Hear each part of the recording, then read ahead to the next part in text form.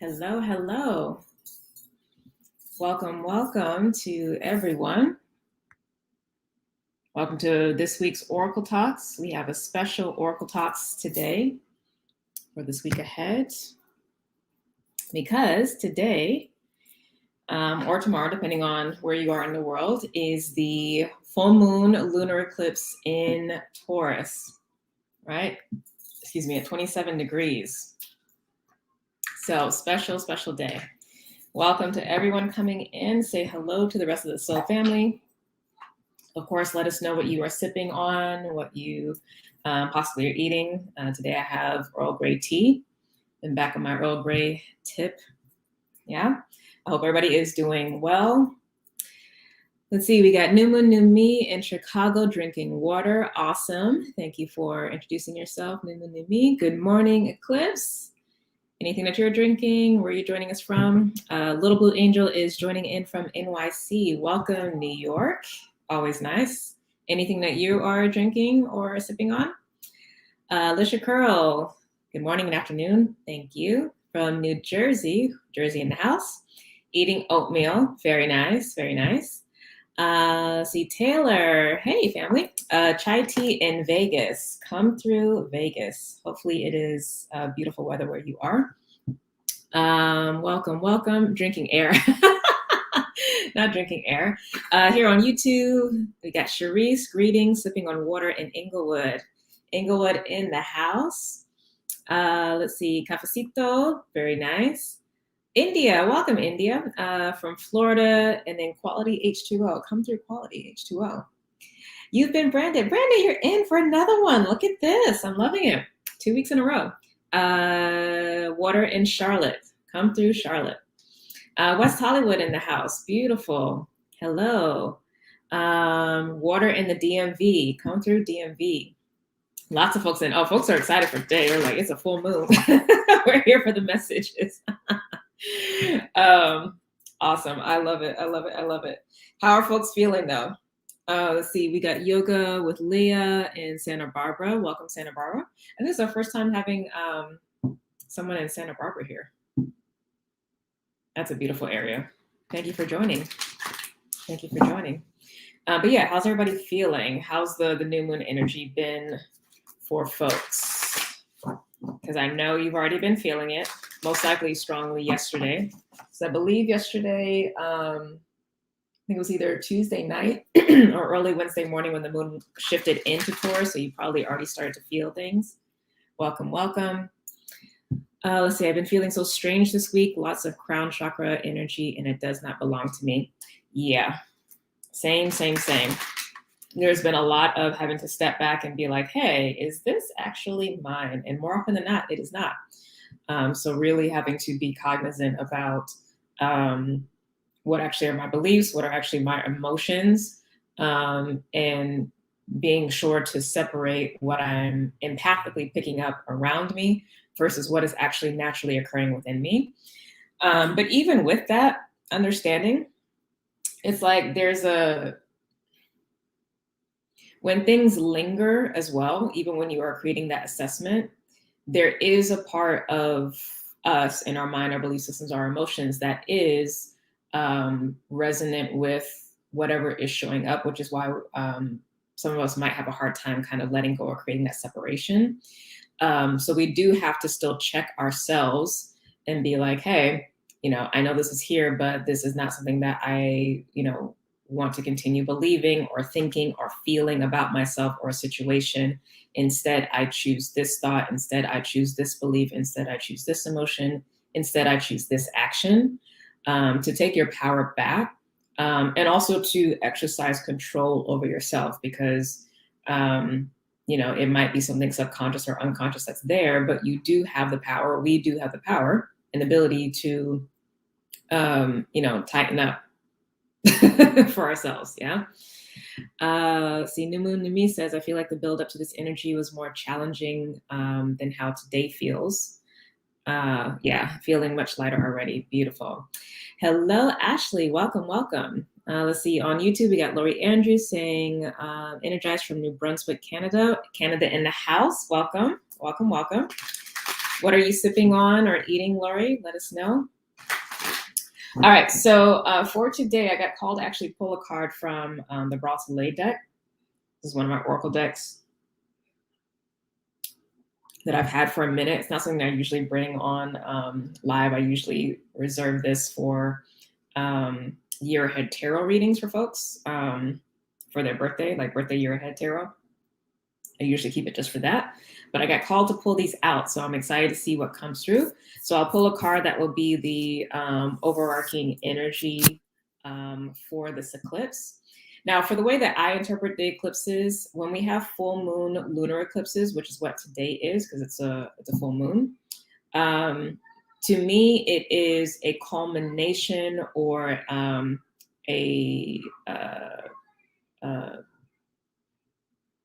I guess an ending point, or there's another word that actually I think is more aligned. Hold on. Not a pit stop, but like a benchmark. That's what it is. It's like, what is the word? It's like a benchmark. But it can act as a benchmark in our process. So this full moon, in a way, is a closing of a 6-month or cycle or a benchmark for the work that we've been doing since the new moon solar eclipse, which happened, which was in Gemini back in May, right? So that kicked off a brand new cycle. I forgot what degree that was. It might have been like 19 degrees Gemini or something. But whatever that area of life in has been prioritized in terms of what is there for us to dive a little bit deeper in, set goals around, and to really be able to push forward and stretch and grow. So, take a look back and see for the last 6 months, wherever that solar eclipse in Gemini was happening in your chart, did you see, if you consciously worked with this energy, if you've been with me for a little while and kind of knew about it, do you see how much you've grown, and, take the time today, tomorrow, over the weekend to really look at that and see, who you were before, what you were thinking before, what you were feeling before, what actions you were taking before, and what has shifted over the 6-month process. And take this time to celebrate how far you've come, because it's a full moon energy. It should be celebratory. It's the sun at its max, shining and reflecting off of the moon. So it is an abundant, vitalizing energy. It really shouldn't be feeling negative if it's a full moon, to be honest, especially in an earth energy. It should actually be feeling stable. Now, leading up to that, it might not have felt stable, but the energy of itself for that 24-hour period should feel stabilizing and revitalizing, restful, peaceful, or whatever the energy is of the zodiac sign that it's a part of. So yeah, keep that in mind. But also, it's still its own energy as well. So we'll see what comes through about what messages it has for us, because it definitely will influence us energetically for the rest of this year. It is giving us a taste or precursor of next year, because next year we do have the nodes shifting into Taurus and Scorpio. So this month in particular, because we're in the Scorpio zodiac month, we've been feeling the Scorpio energy, and now we have this full moon lunar eclipse in Taurus. So the issues associated in our natal chart, because it's going to be different for everybody, but the issues that are coming up with Taurus and Scorpio in our chart are definitely things that we're going to be sitting with for the next 18 months, starting at the end of January of next year. So it's good to kind of keep that in mind. This is also would be a great energy, I'd say, to set some intentions of. We won't actually have a new moon solar eclipse until, I believe, like April or May time. So we have a while. The next eclipse that's coming up is in 2 weeks, and that is going to be a Sagittarius new moon eclipse. So that will be the next 6-month cycle, but we won't be like fully rooted in, eclipse energy for a brand new 6-month period until spring of next year. So we're still kind of dancing a bit between, the Gemini Sagittarius influence. Those things are still going to be coming up.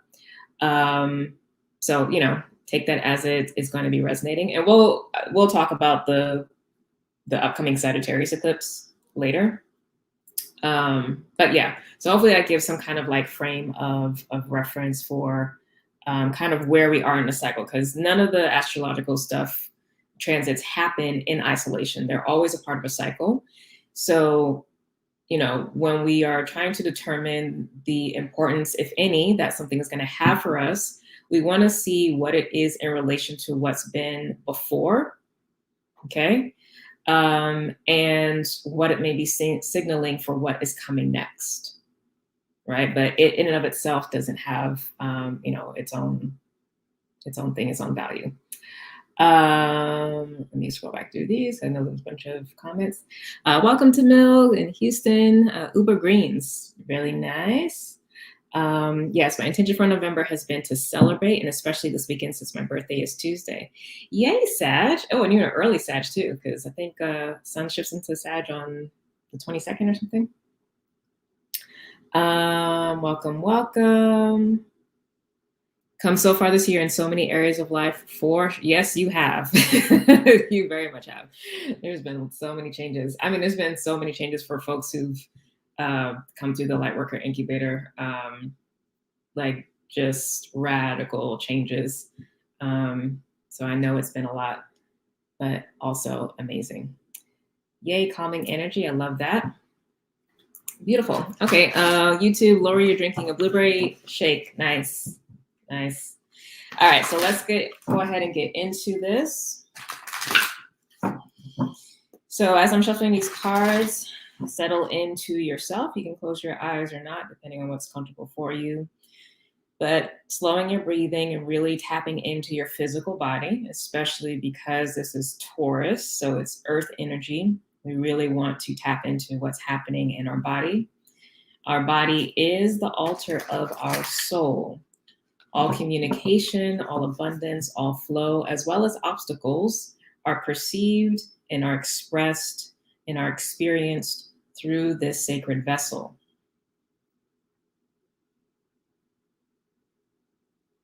So we want to give honor and thanks for that, but we also want to consciously attune our awareness to the way that our body speaks to us rather than how our mind prefers to operate, which usually is much faster, right?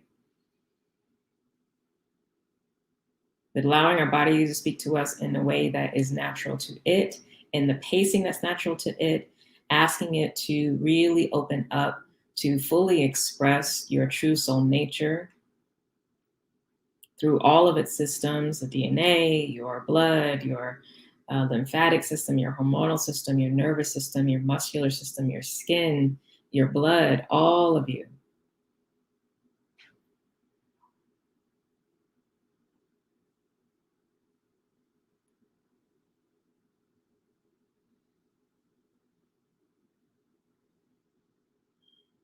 Calling in and forth your higher self, your celestial self, your heavenly self to merge with all of your humanity. Bring your mind, your emotions, your body, your heart into perfect resonance, perfect coherence with your true soul nature, removing any and all obstacles or encumbrances, whether internally created or externally influenced, letting those go. Asking your soul to open up the pathways of abundance for you this day, in this moment, the days and the weeks to come, and to also remove obstacles from your path, to bring to you opportunities, prosperity, abundance.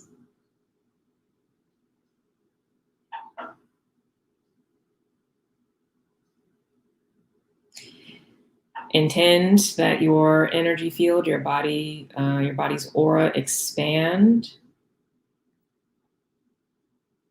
An extra foot, an extra 2 feet, an extra 3 feet, go wider. And the wider, the higher, the lower, the farther you go, ask for more and more of your true soul nature to express through you. So it's not a disassociation from self, but it's a fullness and an overflowing of self through you. And allow yourself to ride that wave of your soul power.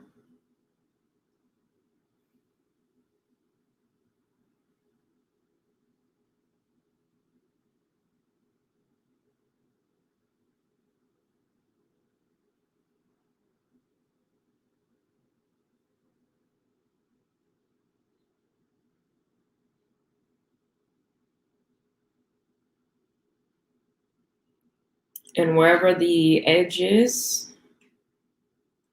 hold in that space, firm up that edge, and continue to overflow in this newer fullness of your being, and strengthen all the new space that you're taking up. And keep filling, keep filling, keep filling. Keep flowing, keep flowing, keep flowing.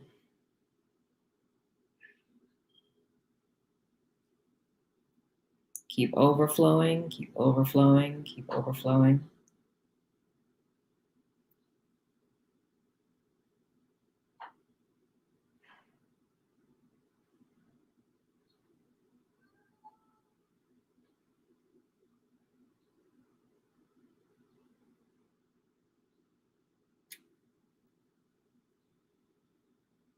Now welcoming in and forth your beneficial ancestors of light, of wisdom in heaven to surround you and to set a sacred container for healing, protection, for insight, for joy, for celebration.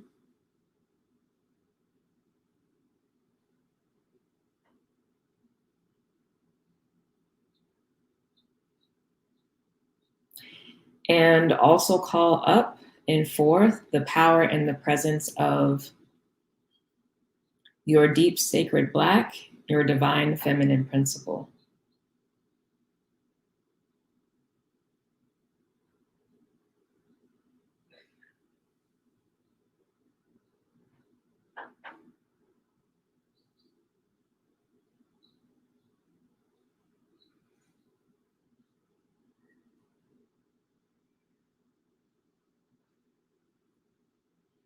And so breathing here.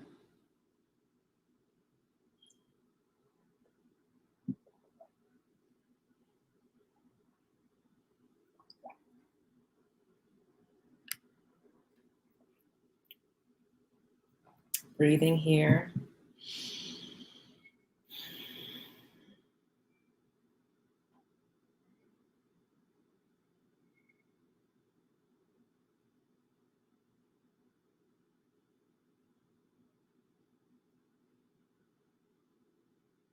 And this deep sacred Black, this divine feminine principle may or may not present as a form. It may just be a feeling. But if there is a form that is presented, bring it to your left side.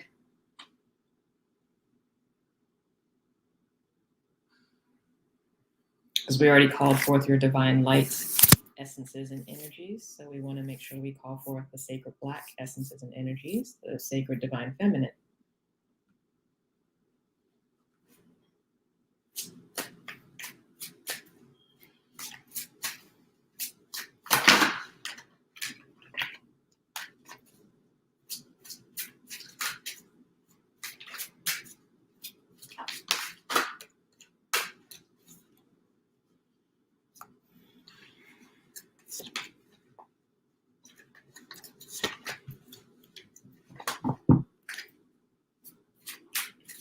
Welcome to everybody who's coming in. Say hello to the Soul family.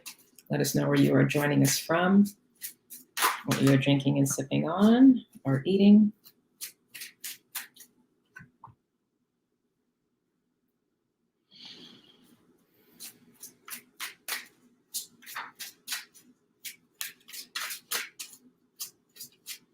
And then let me know in the comments how you are feeling. You shuffle with fervor, yes. I love it because this card came back out again. That's awesome. It didn't flip over, but I saw it before and I put it back in and it came out. So this is a confirmation it's our card. Card number 24. Now, if if you've had sessions with me, especially if you've done a birthday year ahead tarot reading, you know that I say to pay attention to the number on the card, especially for this deck, because there's so much in this deck. But the number is 24. So this reduces to a 6. Okay, so you can definitely go down the rabbit hole of looking into the meaning, spiritual meanings behind the number 6. And I'll hold the card. Because I'm doing 2 different streaming locations, so let me show YouTube folks first. So you can take a look at that, and you can see that golden symbol here in the center. And then for IG folks, here you go.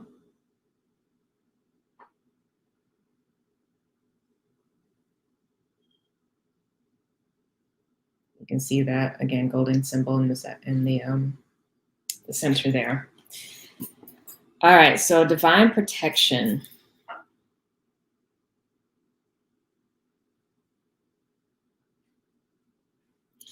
There's so much that I'm picking up in this card. So first things first, and focusing on the golden image here in the center. Hopefully everybody can see that well. This line here in the middle is giving the vibe of like being in the eternal now, and you have the past and the present and the future, excuse me, on either side. So it's speaking to the power and the protection that is where you are always in the now. And then to follow from that too, that line here in the center being that in-between space, that space of transition. And I know that's a big message for a lot of folks about being able to feel stable and secure in the midst of transition from one state, meaning what they've come out of, and the new state that they are embodying or moving towards. And depending on where we are in the process of that transition, may feel more stable or not, you know? When you're more towards the beginning part of the process of transition, so much of your perception and what you are feeling and experiencing and possibly still having to battle with is the past or what you're still getting yourself out of. If you're closer to the new, then more the focus has to be on amplifying the newness, right? Because the past is further away. But when you're right smack in the middle, that can be perceived or felt as a toughest space because you might be feeling like you're untethered because there's no reference point. You're not in the past and you're not quite in the future. You just have the now. And so those are the times when you really have to double down on having spirit be the foundation of your life, because you're not out here aimlessly. Like, there is always support. There is always direction. Your soul always knows where it's going. Your beneficial ancestors of light, wisdom, and heaven are always walking with you. But it can be easy to forget that if you are paying attention primarily to what's happening in the outside world instead of what's happening within. But that middle point in the transition and that liminal space requires so much personal power, so much soul power, so much cultivation of inner fire to maintain the light. As you can see, like literally the lighter parts are in the center of the card. And it's not that, you know, what's around the darker parts are bad. It's really womb space. When you're in a process of transition, when we're in a process of transition, we're really in a womb space. We're in a sacred container. We're in an egg. And we're busy trying to unconsciously or subconsciously break out of the container, break out of the egg before we've actually incubated long enough to be strong enough to survive.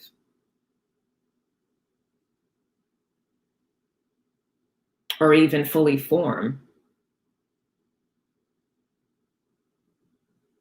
Right? If the eggshell cracks before it's time, that seed, that embryo, is not going to develop fully.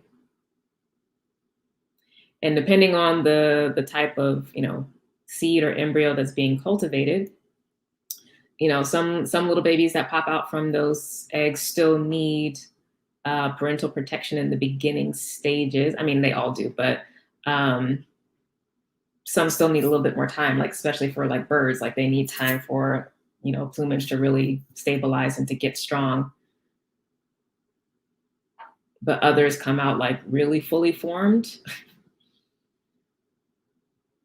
like some mammals, you know, elephant giving birth to a baby, like baby comes out full formed and they just like, they take a second to learn how to walk, but it's a full elephant. There's, you pretty much come out the womb and you hit the ground running, right? So it really just depends. It really just depends. So let it take the time that it needs to take in that process, because you also don't know what type of transformation you're going through. You know, you might have had the bird transformation before, but the transformation that's happening right now might be the elephant transformation, and you might have to, you know, the time in the liminal space might be a lot shorter, or you might not need as much protection from supportive parents, mentors, container, whatever, for as long, or vice versa, you know. But you don't know. You just have to keep walking the path. Yeah. Let's see, on YouTube, we see I have been shedding negative subconscious thoughts that I thought I was rid of. The grunt work is never done, but I fully embrace the support instead of sinking into my head again. Beautiful. I definitely need more physical body work. And a therapist recommendation. Yes, yes, yes, yes. Post in the alumni group, Charisse, and remind me on that, and I can share resources on therapists. Yay, beautiful. I can share a resource on therapists here in LA. And then for those who are not, or in California rather, and those who are not in California, I believe I have a blog post on grief support, and I share different therapy recommendations. But in terms of physical body work, you know, before even going to a professional, sitting with your body and doing basic stretches is huge, and doing them regularly. And also being more active. You know, if you normally walk for like 20 minutes a day, double that and walk for 40, 45 minutes. If you normally just stretch for like maybe 5 minutes, I'd say probably triple that, stretch for 15, 20 minutes. Especially right before bed, so that your body is loose before, or, you know, with the increase in physical activity, you might want to split it up right after your workout and then before bed, right? But more physical body works first. More anything always starts with us. And then we bring others to support what we're doing for ourselves and amplify and add in. So tighten up with self, pour more into self, schedule more time, do more of what you already know. You don't necessarily have to take on new things, right? And do that for a little bit, see what shifts you have happen in your life. And then from that space, figure out what, if any, additional supports you may need to kind of fill in the gaps, right? Okay, so I love that the bottom of the deck is 46, play. So definitely celebratory energy today. Definitely celebratory energy. So we have divine protection. So if there was a question, yes, I'm going to get better with sustainer physical exercises. Yes, that's why that's there. So the sustainer series is for, there's a new program for the alumni of the Lightworker Incubator that I received as a download from Spirit. And one of the main components is regular physical activity, whether it's Tai Chi, yoga, or what have you. And I share different videos in there to support the kind of work that we're doing. But like, it's not there just to be there. It's there to specifically support the work that's being done and to help the body embody, ground more of you more of your true soul nature, more of what heaven on earth looks like through the expression that you are, and to be able to do so in such a way that it doesn't overwhelm your physical body. Because like I said in the beginning, our body is the altar of our soul. So we have to continuously upgrade the altar to match the upgrade in every other areas of our life that we are seeking to have, because this is the vehicle through which we actually do the expressing of the soul purpose. So it's always self first in everything. Increasing physical exercise, probably eating more, to be honest, more water. You just need more. You can't step into more without feeding in more to self. It has to match. That's also balancing your karma. All of those things actually provide fuel. Okay. You are welcome. So, 1 second. Let me get an initial message off of this divine protection. Let me see how this is coming through. Other messages about this.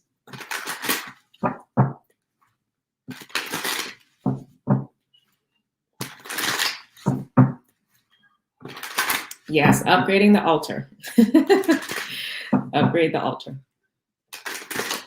We must do. Hey, Jenny. I haven't seen you in a while. Good to see you on. Dear one. All right, so let me get up to 3 cards, please. Ooh, 8 of Swords. Yeah, sounds about right. Being in our head, stressing, worrying about things that are not actually there within ourselves, or getting too distracted by external things.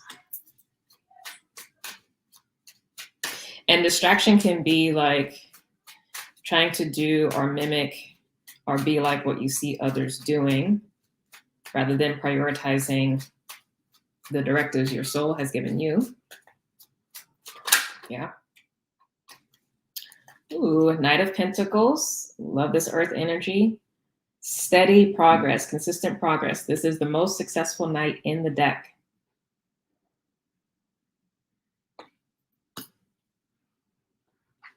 And there's also a hexagram here, which is another 6. So beautiful balance and harmony energy coming through here, and fruitfulness, because you see we have corn there at the bottom of the card. And corn, like there are other plants that represent abundance, but corn is one of the things that represents abundance, because like all the kernels talk about overflow, right?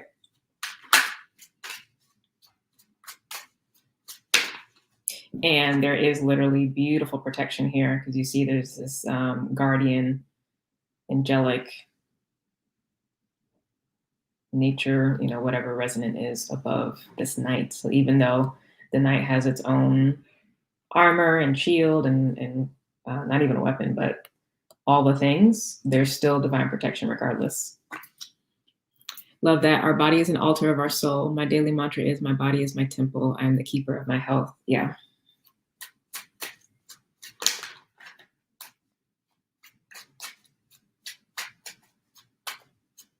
I like the altar of the soul.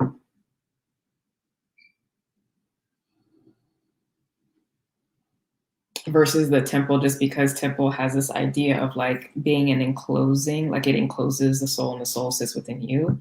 Whereas the altar itself is the place in which spirit descends, or not even descends, but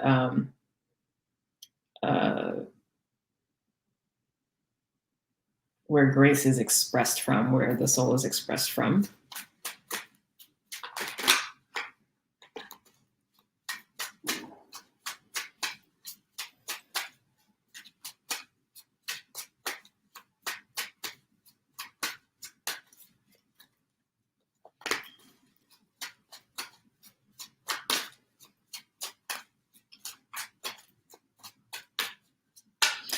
So while I get this last card out, one of the first messages that's coming through is that, even though your mind might be doing all sorts of gymnastics, whether self-generated or again because of distractions from external situations, the job and the focus is to do the King of Pentacles work. Make sure that with every step that you take forward, physically, emotionally, mentally, spiritually, that it remains in alignment with the path of progress that's already there, because it's a night, it's not a beginning energy, it's already in progress. So stay on that path and stay steady with it. This is the slowest moving night. So this is not fast change at all. Slow and steady. But there is divine protection that is present regardless of the Eight of Swords. So we get to have a choice of how we exercise our personal power, our soul power, like I was mentioning earlier in our opening meditation about being in control of where our mind, our emotions, our actions take us, and how long we stay in certain states.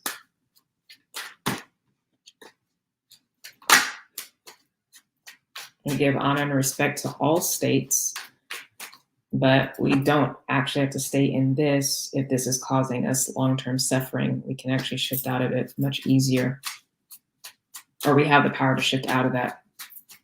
And the way to shift out of that is more physical oriented things. So actions and also physical stuff. So, exercise, more sleep, stretching, exercise, consistent rest, consistent, sleep schedules, being in nature, of course. Still waiting on this last card. I keep getting 2 cards. Here we go. 8 of Wands. Yeah. So, and a Knight of Wands on the bottom. So there is a lot that is happening in the background. But regardless, this state will take the amount of time that it takes. But when we do this to whatever its completion is, the 8 of Wands is going to be coming. That's the what's next energy, if you will. So things are gonna be moving really quickly.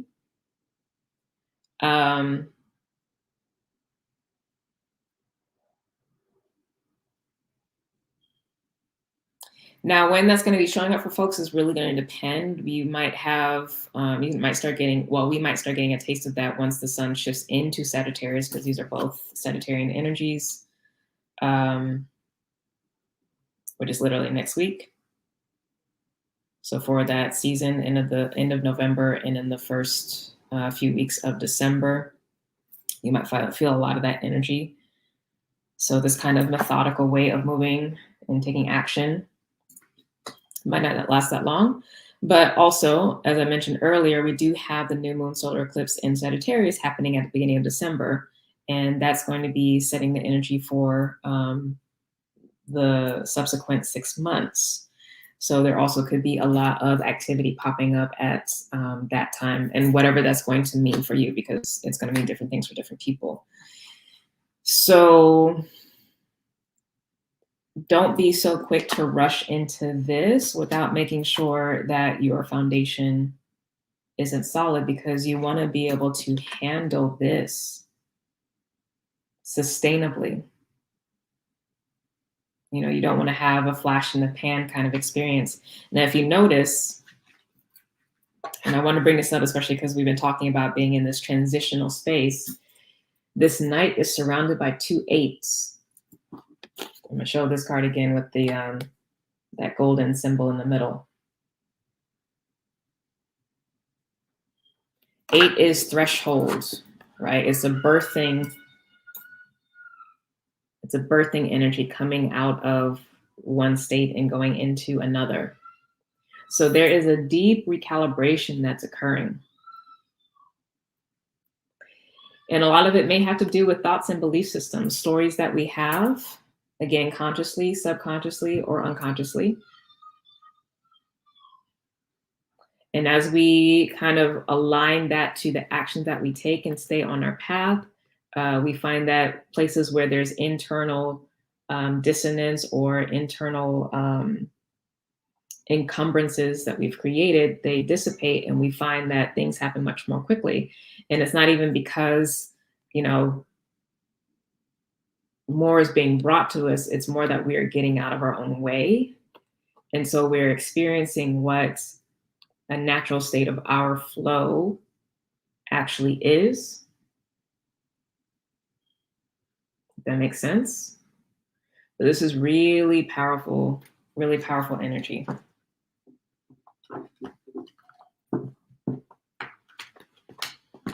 Hello, hello, free to be me now. Welcome, welcome. Let us know where you're joining us from, what you're sipping on.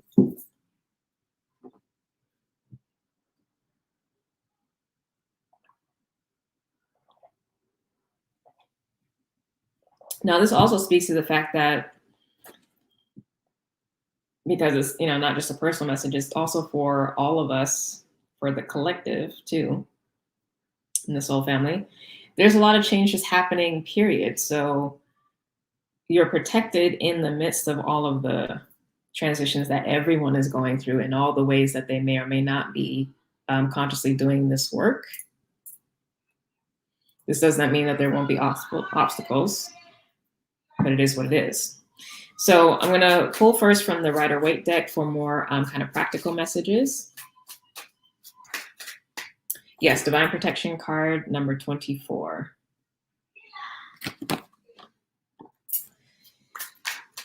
So what can we focus on, and how can we work with and use this energy, especially over the next 2 weeks, because we have now entered into an eclipse portal. Eclipse portal meaning there's a sacred container of time between two eclipses. So the full moon lunar eclipse today and the upcoming eclipse coming on December 3rd, December 4th in Sag. So this 2-week period, we really got to sit in that Knight of Pentacles, because the 8 of Swords and the 8 of Wands energy is there. And it might be distracting. First card out, 3 of Pentacles, Queen of Swords next.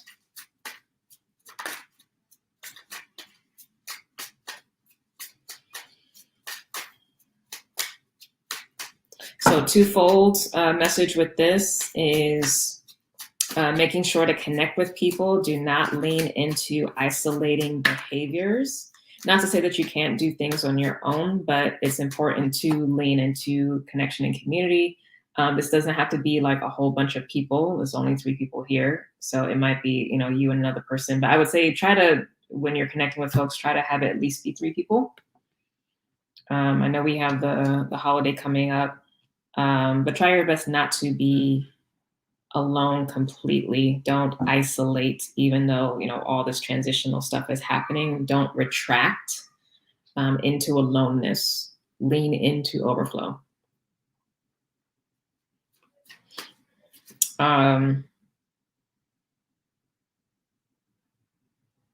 And the Queen of Swords is interesting because, you know, a lot of times for me, this represents the higher self. But what's coming through right now is about clearly expressing your vision, your wants, your desires, being measured in your responses, being balanced, open-hearted, not hiding how you feel, right?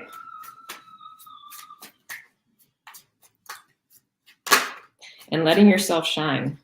The Magician.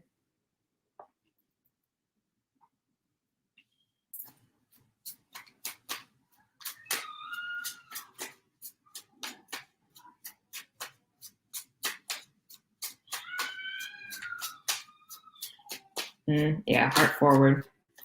And what's interesting, it's not like an emotional place. It's just, it's clarity. And in 10 of Wands, okay, we got Queen of Cups here in the center. I feel called out tonight to not isolate. Yeah. It's important not to. Like, we gotta watch that. We gotta watch that behavior. And again, you don't have to be around crowds of folks, but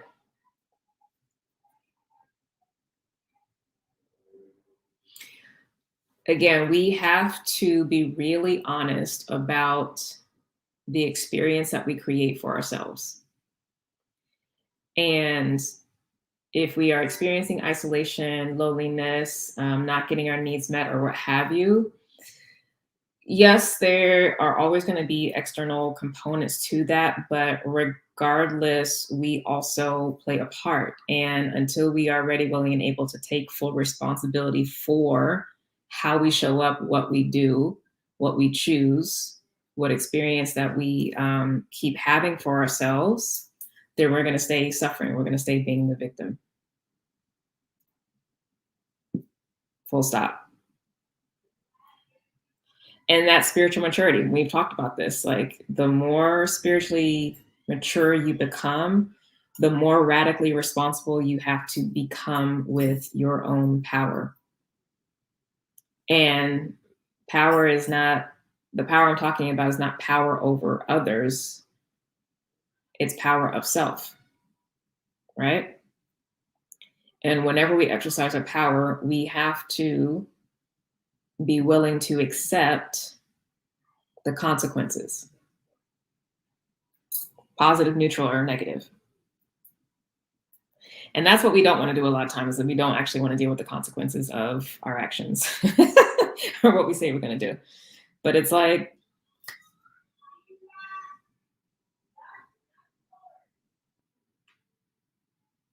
yeah, we can do more, we can do better.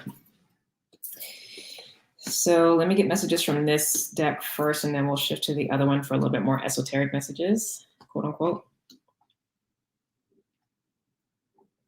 Oh, goodness, look at the energy we're sitting in. This 9 of Swords. So we really just, in general, there's a lot that's playing in the mind, in the background.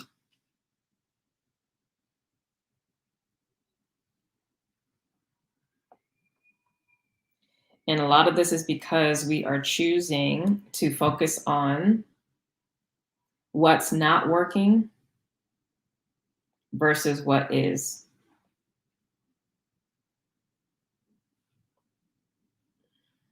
And now, yes, some things might have been out of our control, but some things are actually in our control, especially with the, the self-isolation thing. But even in things which are not out of your control, what's done is done. So how long are you going to stay in this space? Because this is what's comfortable. Sitting in this 5 of Cups energy is what's comfortable. Sitting in the nostalgia of what was, sitting in the feeling of loss.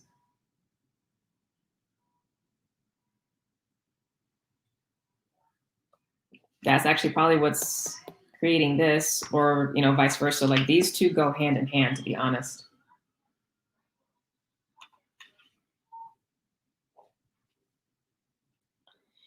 But what do you choose? Because the impression that I'm getting, I have the 7 of Swords here in the external, is that we're not actually seeing things for what they are. And it is actually probably because we are too isolated.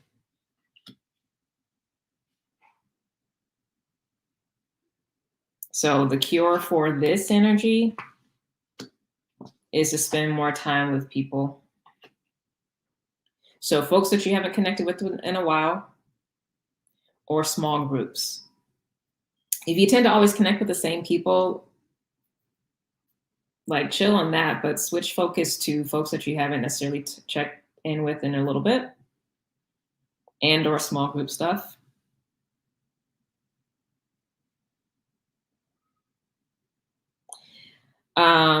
Also, so that's one message in terms of, emotional fulfillment and personal power. Now, for work related matters, stay focused on work. You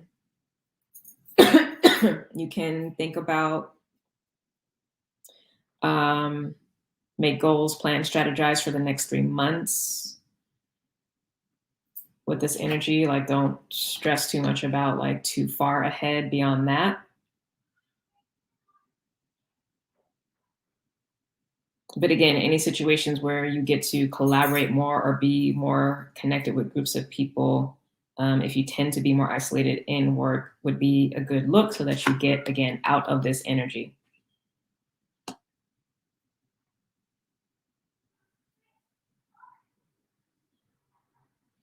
Because you don't like whatever has been in place up to this point is good with the 10 of Wands. So this is a energy of exploring new opportunities, but it's not an abandoning of what has been built up to this point.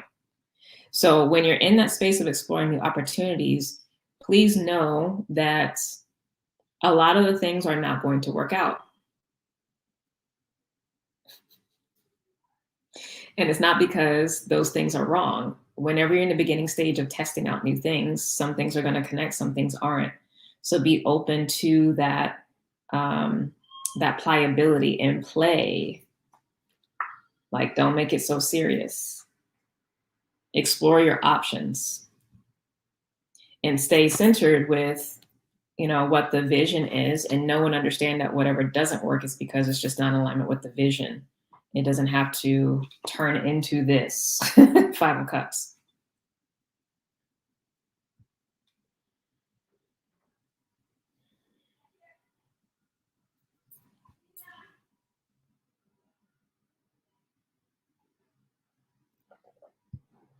Also, you need more support in your business. So work on that for the next 3 months as well.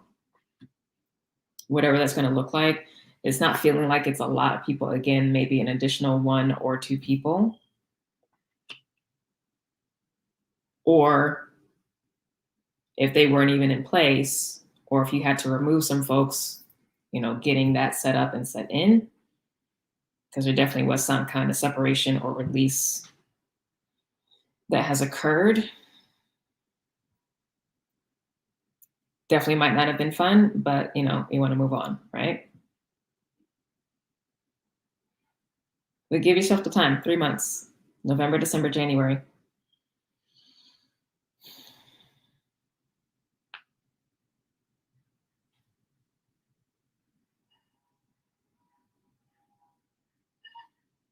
Yeah, because especially with this Queen of Swords, what I'm getting is that whatever has been popping up has kind of been on the radar since Libra season. So since the spiritual new year, autumn equinox, end of September into October. So this isn't new information.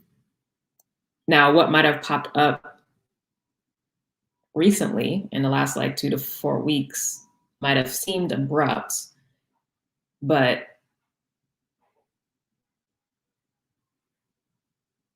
whatever was going on was definitely on the radar, at least from that time, if not further back in May, possibly, or springtime in general.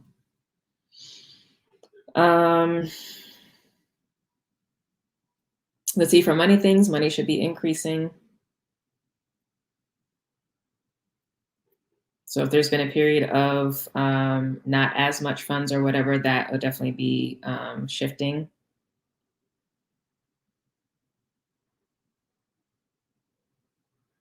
To a position of growth. So you can stop worrying about that if you are worrying about it. For health things,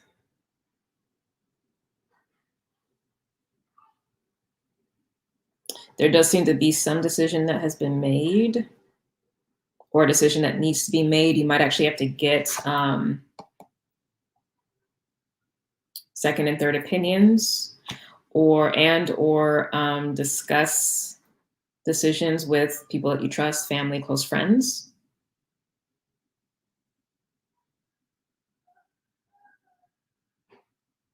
Because there's a need to explore new possibilities because you've gone as far as you can go with what has already been available to you.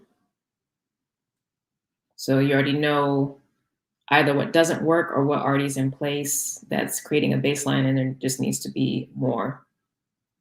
There might have been some tough news that came in within these last 2 weeks.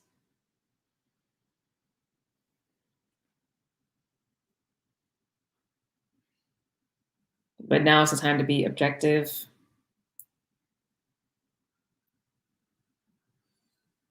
And to make plans about what is going to happen moving forward. And that, of course, can be causing stress, understandably, because whenever anything is happening to our body or our money or both, it's scary because it's literally foundational to our survival in the world. Immediate survival with the physical body, and then indirect survival with resources. So, then again, take the action and mitigate how long you are staying in any kind of Five of Cups energy.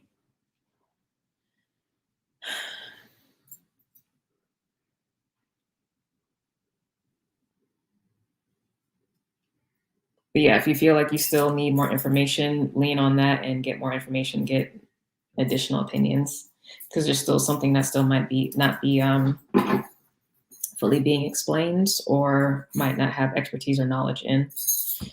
All right, and lastly, for relationships, before we get to the other deck.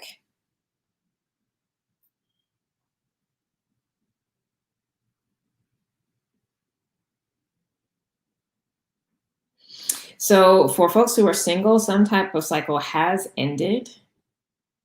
So that most likely means like you've been single for a little while, even though you've been wanting to, or maybe you haven't been wanting to shift. But regardless, there has been some type of cycle around not being able to be in a relationship. That has shifted. So now it is time to be more engaged and put yourself out there. And really operate as the Queen of Swords in that regard, because the Queen of Swords, any king or queen, but definitely Queen of Swords, they're really assessing what they like and what they don't like. So this isn't somebody who is accommodating. And by accommodating, I mean they're not approaching negotiations, i.e., dating, from a space of like, okay, how do I fit into this person's life? They really are seated in their power and they're considering, okay, how do I feel about this? How does this resonate with me in my life? Right, like it's a more self-centered in a positive way that's coming through. You know, she's very clear with her sword, but there's still openness and vulnerability with the hand there, and openness, right? So dating energy is going to be popping up, and so be open to it. Again, don't sit in this Five of Cups energy just because it might have not been going the way you would have liked it to go recently. Something has shifted, energy has shifted, and things are opening up. So be open to it, regardless of whether or not it actually turns into something long-term or serious. Celebrate the fact that a cycle has ended and go in the direction of what you want, not what has been.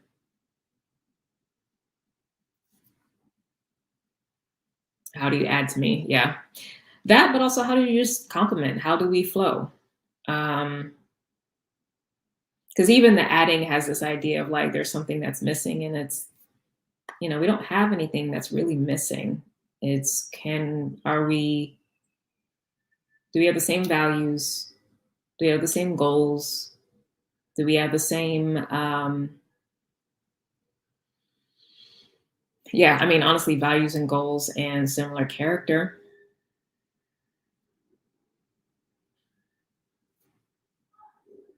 And then everything else is just, you know, negotiations after that. Yay, thank you for the confirmation the cycle has ended. Yeah, awesome. Yes. Now, for those of you who are in some type of relationship, regardless of the type of relationship that it is, something that's definitely popped up recently that feels like it was a breakthrough and provided a source of inspiration. So there might actually be a move towards working with a therapist or working with somebody to take y'all to the next level. So it might be like an intimacy coach. You know, it doesn't have to be, you know, when I say therapy, it doesn't mean that like, oh, something's wrong, right? It just means that, oh, like we're already strong. So like, where can we go from here? Right. It's more of a like a building upon what's strong. Um, but I like that energy. It's nice. Regardless, y'all are in a new space. Now, for those where a relationship might be breaking down and there might be a separation, I do see that it actually will be an easy separation. I actually don't see any kind of drama. So if there is like, you know, a divorce or, you know, working with a judge and dividing up assets and things like that, I actually don't see any kind of drama that's occurring with the actual, you know, due process. There might be drama around, there might be drama with the person, but in terms of like, if you're wondering if the process is going to be fair for all parties, it will be. So you don't have to worry about like being taken advantage of or like wondering if you're going to be okay. Like if everybody's going to be okay, you will. There's no messy law energy here at all. If there is a breaking up of folks, like you're fine. There might have been some lying and cheating. But again, whatever is related to practical matters of things and things being done right, like on paper and all that, that's solid, that's protected. So even if there is mess, it's not actually going to affect the stability of you. Or actually all the partners, because it's whoever's watching.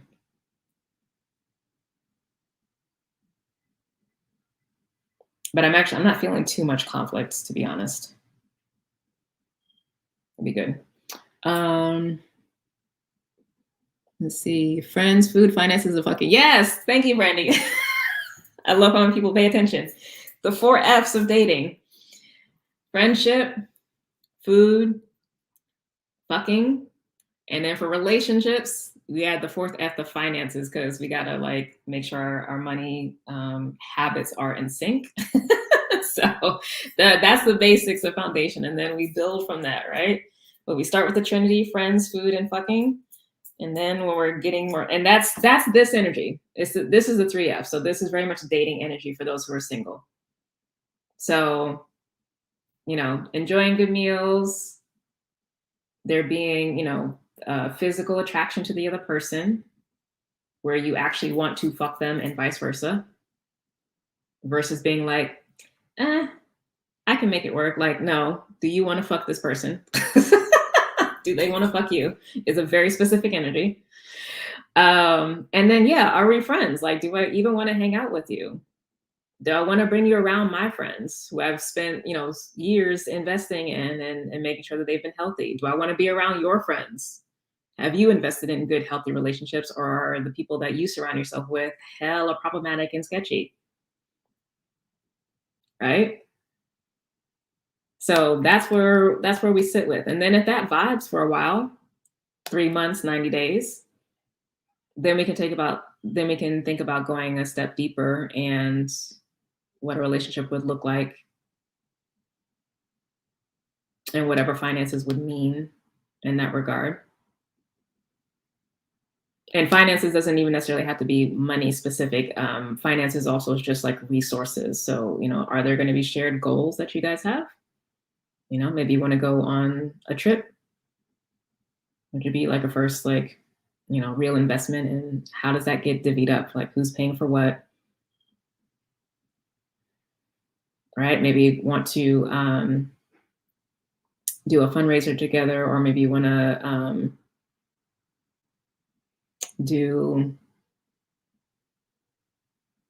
like a 5K race or something. You know, doesn't have to be big stuff with the finances, but yeah.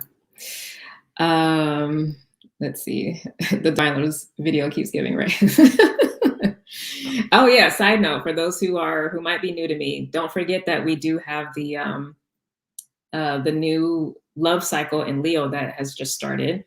We did that specialty channeling in the summer. I think it was in August, perhaps. So you can get that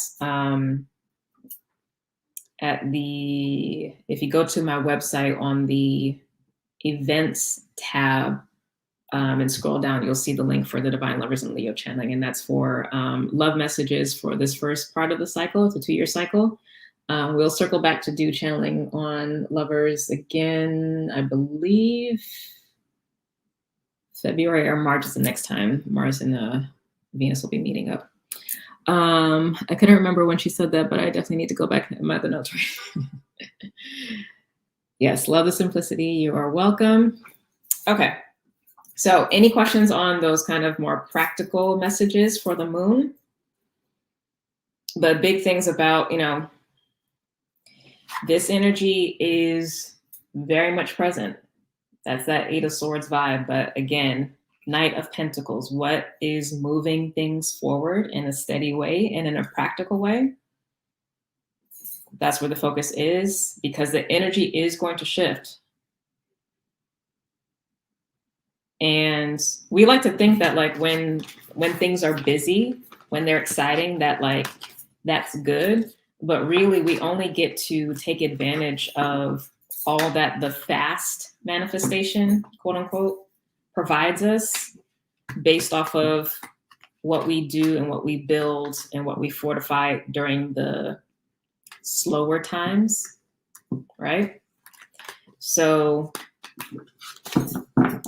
the more you want to be able to receive and accept a flow in abundance, the more you really got to put respect on this part of the cycle.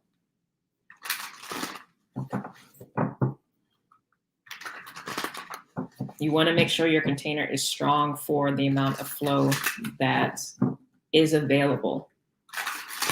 Okay. Any questions on this before we shift to the next deck for the spirit messages? Really the ancestor messages, to be clear.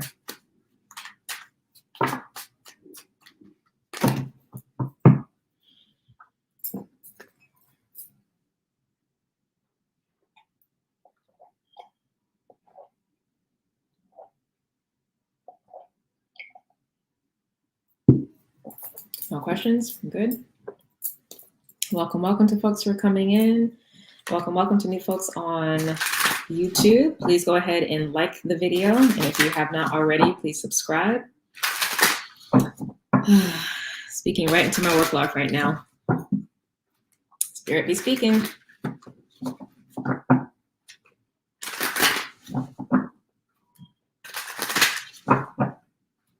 I feel like that was more of a business kind of message. For those who are working at a job and not for themselves, though.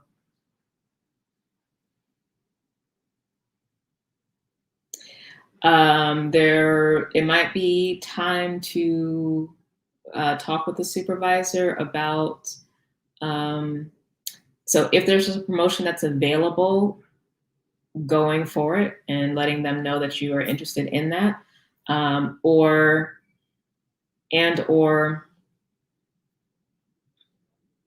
if something new is going to be opening up. No, that's not the message. If you want to be able to move up, asking what is required and doing what you need to do to get yourself to a place so that you can be in a position to go after what it is that you want, whatever's next, whether that is a new role or being a part of a project.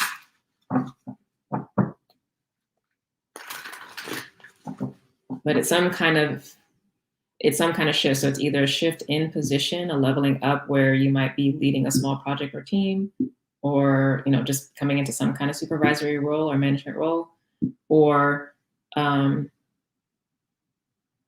you want to set yourself up for success later. But regardless, there is this thing about connecting with somebody who would be above you that would have firsthand knowledge about that, whether they're the person who would actually be doing the hiring or not. you know, whoever your mentor might be, if you have somebody at the job or somebody in the industry, it might not be your company. That energy is supported because you might actually be stressed in your current situation.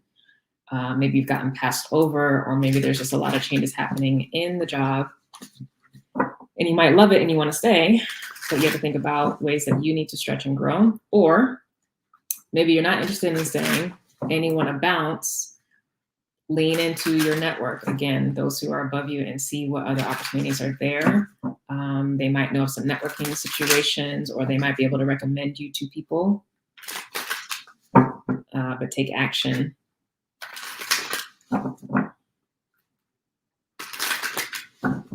Because regardless, you've gone as far as you're able to go.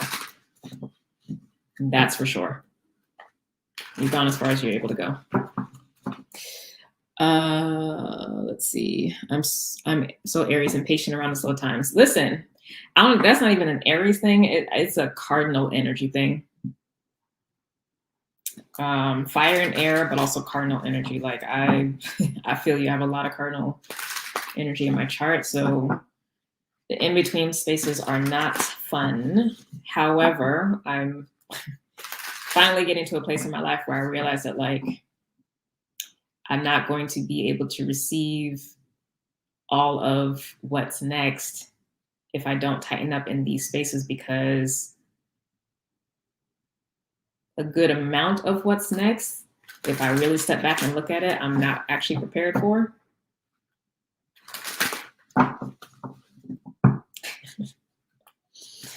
So that might be something that everybody kind of has to, like, take a step back and look at, like, oh, you know, I want to have this happen, I want to do that, but, like, are you first of all ready, willing, and able to do what's required to have that thing? Are you ready, willing, and able to do what's required to have what you say you want to have?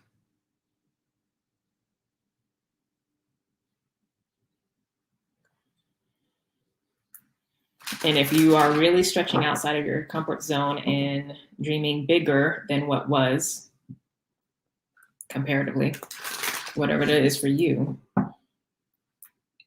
you necessarily are going to have to be back in child phase and learning phase and go through some failures and going through other things.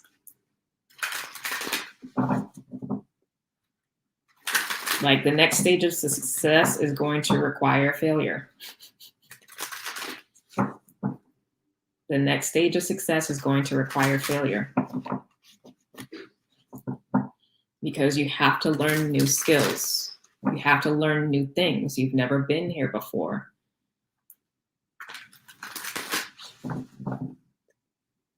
And it requires you taking a risk. And it's been so long since we've taken risks, because most of our experience, for most of us recently, has been about creating stabilization from the new that we stepped into in the past. But we've come to mastery in that already, and now it's for what's next. So we are beginning again. We're not starting over, but we are beginning again for the next stage, which is a building upon what we have. But regardless, we're back in child state with more awareness, right? So how humble and how diligent can you be? Because that's really what it comes down to. Like, the fear of failure. Okay, so there's different types of failure. There is failure where there's an actual, there's a level of risk that is involved with the failure that could truly destabilize your foundation of stability in regular life. And that's not what I'm talking about. Like, that I would not consider failure. Like, that's that's a different kind of category. But, you know, the putting in time, energy, and investing in trying to get something to work, whatever it's going to be, relationship, health stuff, work, business, whatever, and it not working, quote unquote, or, you know, being a bumpy ride in the beginning, those are necessary failures. But I would say that for many of us, not necessarily all of us, but for many of us, the the resistance to putting ourselves in situations where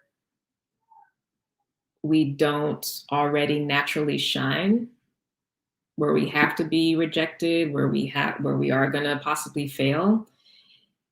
It's more of a pride thing than it is an actual like lack of stability thing.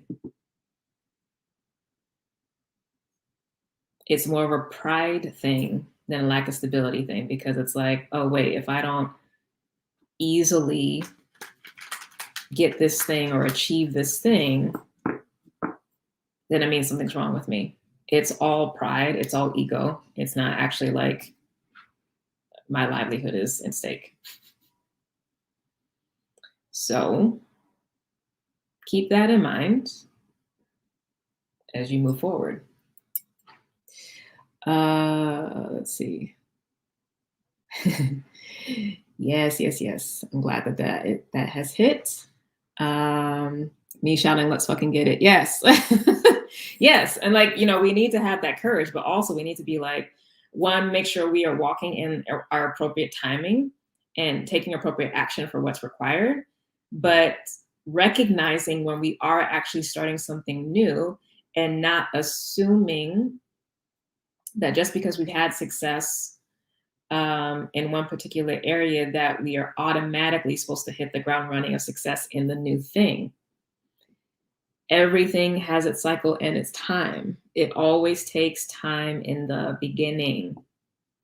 We do not get a chance to skip steps.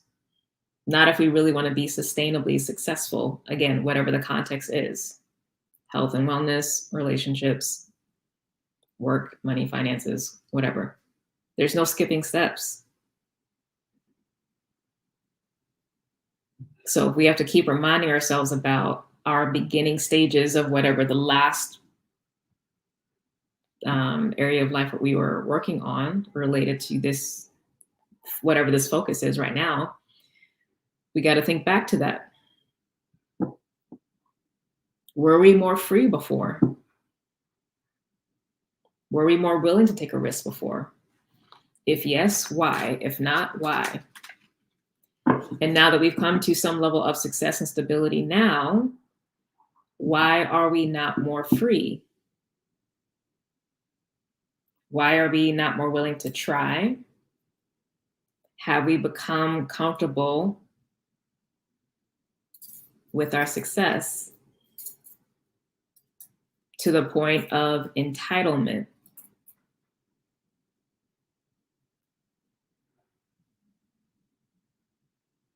Have we become so comfortable with our success up to this point that we've become entitled? That again, we are not centering back into the importance of humility, i.e. being in the childlike state, learning and being willing to fail without making self wrong, as well as diligence to keep trying again while maintaining already what works. Mature teens, we are protected. How much do you trust the universe? Because none of this is like, risking it all. It's not that energy at all. Yeah, all of this is too real right now. Thank you for the perspective. You are welcome. Thank you. How humble and how diligent can you be?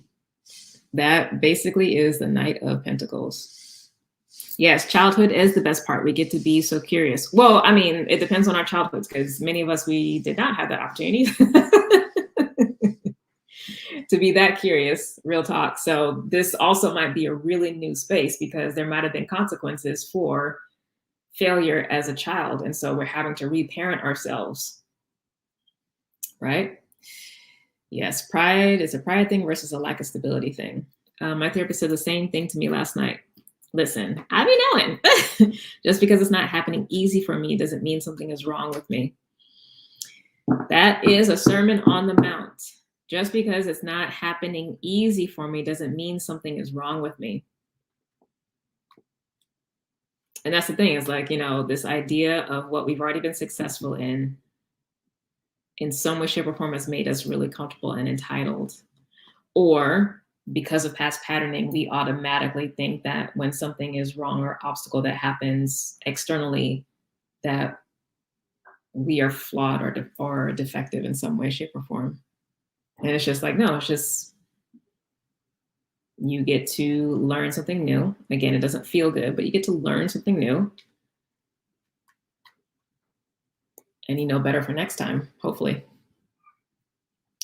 I'm here too much truth today. I think I have a work meeting. Right, it's a read and a word. I know, right? Suddenly busy. Let's see on YouTube, Cherie says, perfect message for work since I was gearing up for some changes and ready to ask for what I want. Beautiful. Beautiful. All right, so let's see messages from ancestors.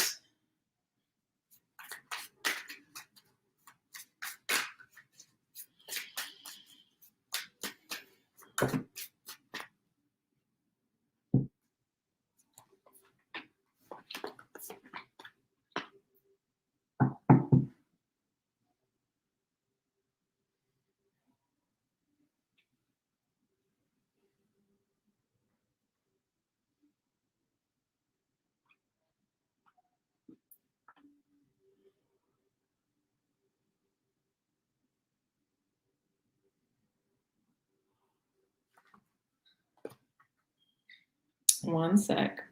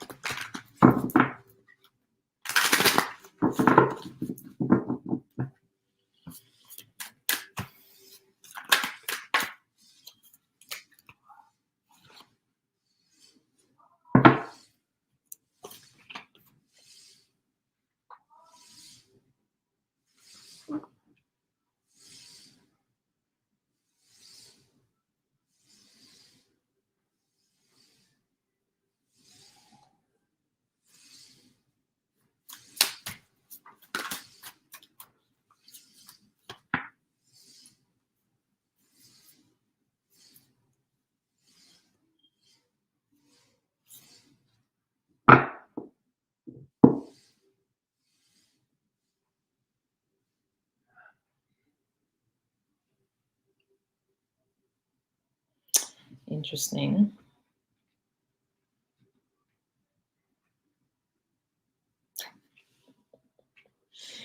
All right, so the Devil card is what we have to pay attention to. Ace of Cups, Prince of Wands, Knight of Wands, and then the Queen of Cups.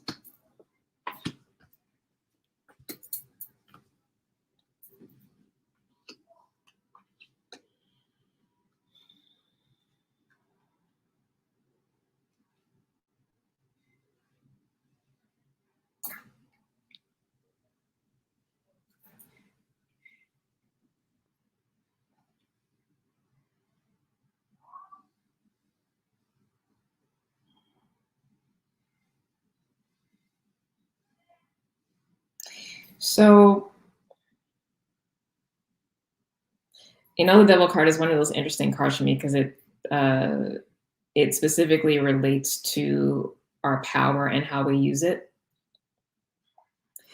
And of course does relate to, you know, cycles, generational cycles in the family, our own patterns, what we lock ourselves into, because it's Capricorn, it relates to contracts, Saturn, right? Contracts and our karma. And karma is neutral. It's not positive or negative, but, well, karma is just karma. It will play out however it's going to play out. So the spirit energy here is the mystery card.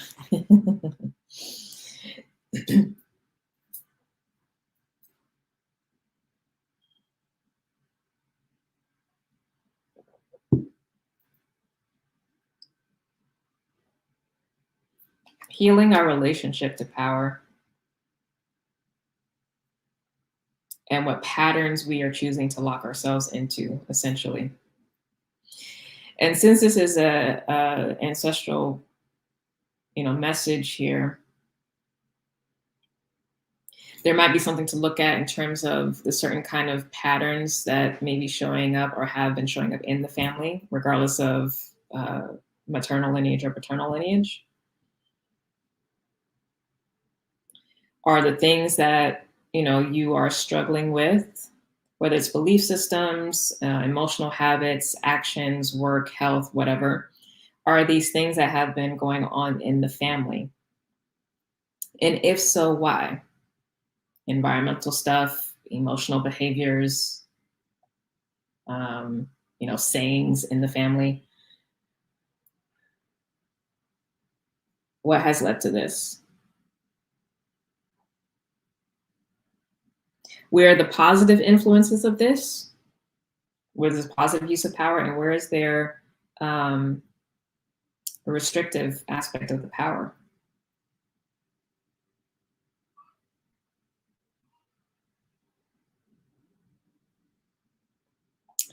Because this is actually where healing needs to occur, and it's heart healing.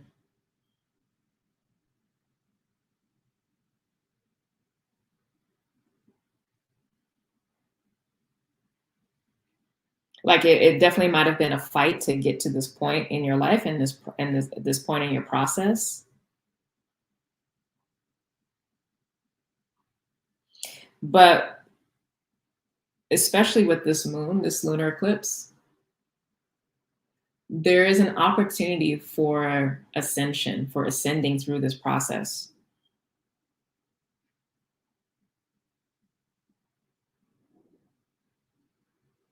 Either into the positive dynamic of whatever the pattern is, because every pattern has a spectrum of how it can be expressed, or the taking on of something just completely new. It's really going to depend. Now, it's interesting. I've expanded the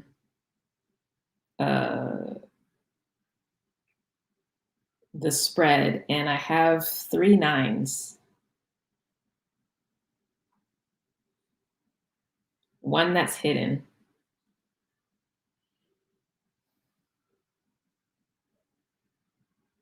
And I have a hidden King of Wands. But 999 literally is ascension, is transformation.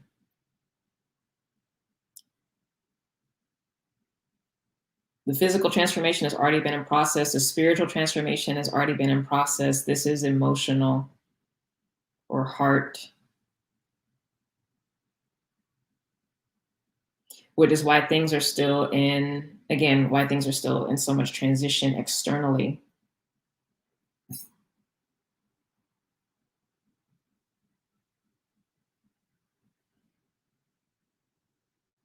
So it might not even be, again, depending on your situation, take it as it resonates. It might not even be a situation where there's too much happening externally, although I think regardless, everybody's having some kind of physical shift in at least one area, if not multiple areas, that are going to continue for the next, 3 months for sure, that have already been in process since the new year started. So that's already there. But where we, in terms of exercising our personal agency or power for our experience through the process, right, is emotional healing. And we must celebrate our success.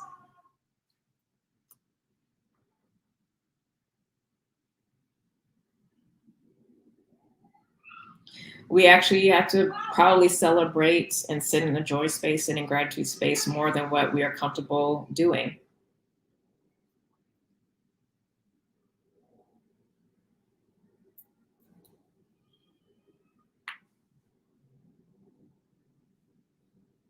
Because regardless, the energy needs to move.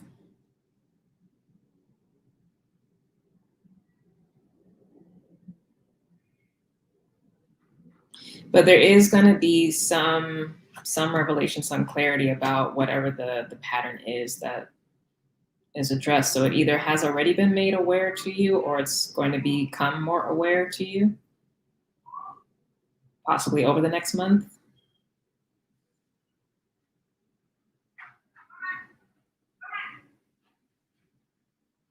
But the answer is healing, not fighting. There's no war here. Again, there might have been war in the past, but for this, there's no war. It is just healing.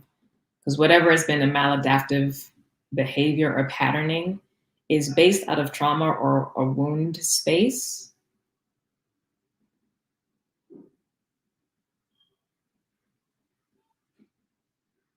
And we all have the power and capability to bring love to that space, to heal the wound.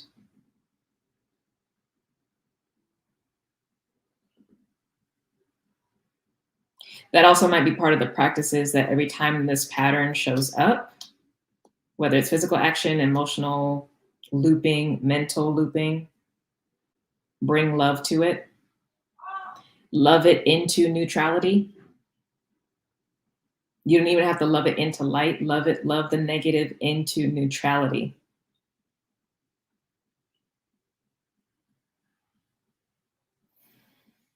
And also, as always,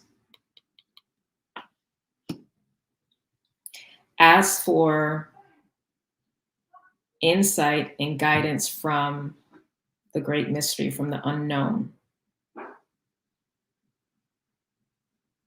And that's something that body wisdom, the sacred black within you, the divine feminine holds that information. So ask that to be brought forth in this healing process.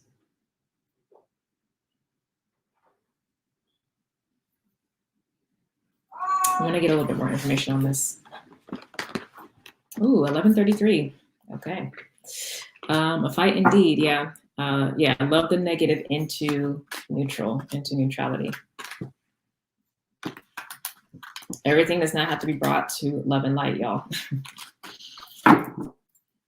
Just need to be brought to neutrality. I'm gonna go a little bit deeper on this. Is this resonating with folks? I really got in to that message.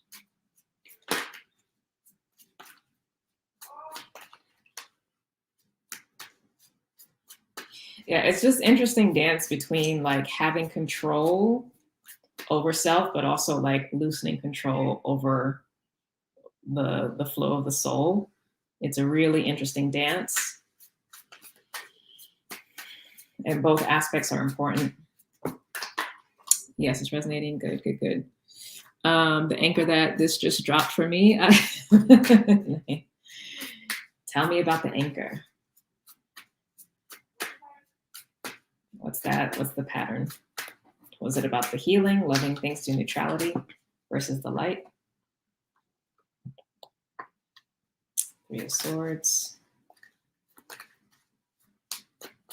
Definitely feel like there's an emotional piece in my family to heal.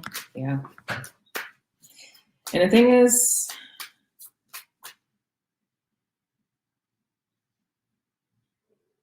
might have to do a different deck because, yeah, this energy is a little rough. Because there's a lot here and it's different things for different people. So let me use a different deck so I can get the message and reset this. That's going to be that people can use regardless.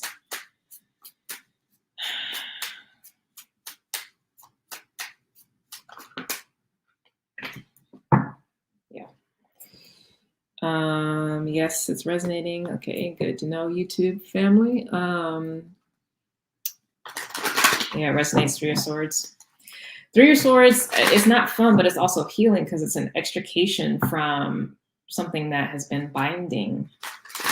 And it opens the path and the way for healing to occur.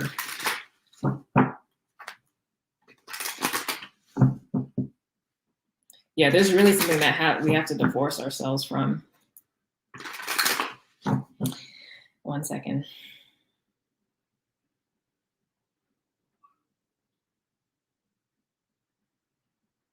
But I think ultimately there's a coming back to like standing in your power in the midst of that energy. But also, like how I said earlier about taking radical responsibility for how you show up. If that which you're coming up against feels like it has so much power over you, one, increase more of you flowing through you.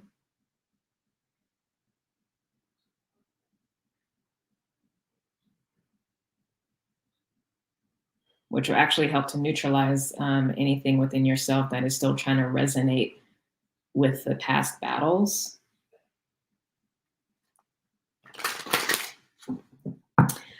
So yeah, don't come at the same.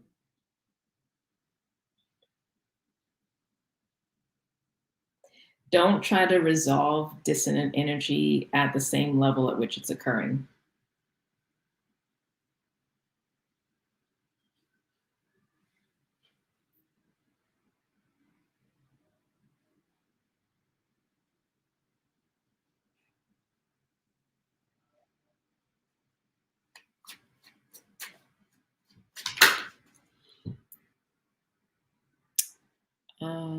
Let's see. I always try to bring things to happiness. Neutrality is helpful. Yeah, it's definitely not necessary. We want to respect the energy of each thing, because neutral is the highest expression of the negative. Positive is the highest expression of neutral. There's no skipping steps. Just like we don't skip from survival to thrival, we have to go survival, which is the negative, to neutral, which is the living. And then when we get that, then we can go from that neutral to the positive, which is the thriving. The full spectrum has to be respected. Remember what I said last time? It's like all of us comes along. Ascension is not ascending up out of self. Remember when I was talking about, how my aura for the most part is all white? All white is not a negation of all the colors. It is all the colors being expressed. It's the all being expressed, right? It's not a negation of the lower frequency colors, red, orange, and yellow.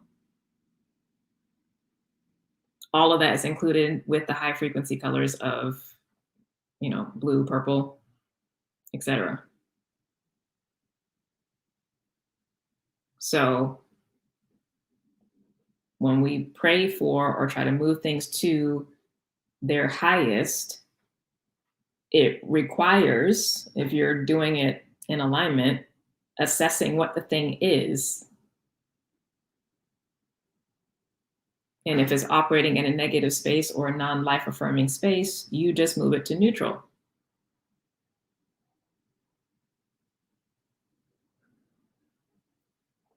Oh my God, I felt the heaviness too. Yeah, it's ancestral stuff is a lot. Quite literally, the dancing that just happened for me yesterday, it's so sweet. And he's learning something new. So it's like a cute witnessing of a new posture.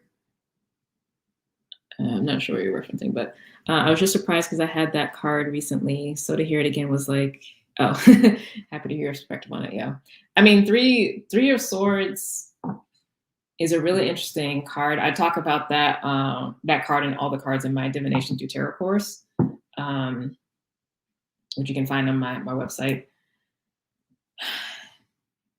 But yeah, I mean, it in the initial kind of like fundamental interpretations. It does mean heartbreak, it does mean separation, but there are levels to interpretation of the energy. So there's always so much more. I'm consciously working on growing in this area, knowing that relationships and physical things can be let go without resentment or lingering feelings. Yeah, for sure. YouTube family says, as above, so below within was a serious reminder for me of this past week. Yeah.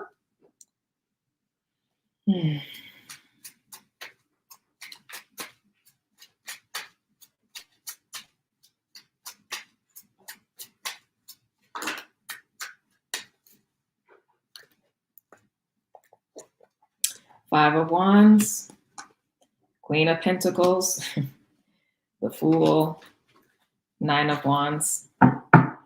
King of Pentacles is a spiritual energy. Got the King and Queen of Pentacles. So groundedness, stability.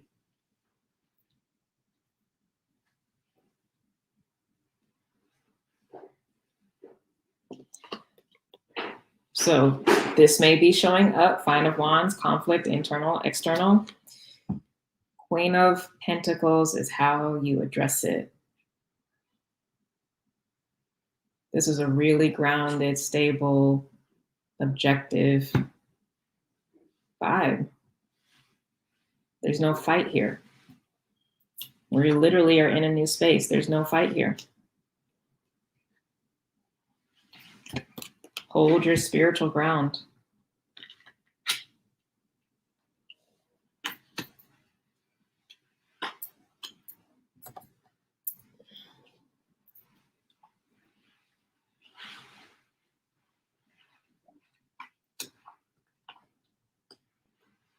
Yeah.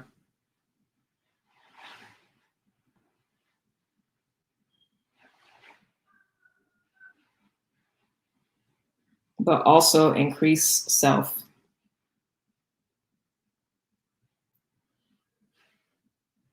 Yeah, I love this pentacle energy. It's nice.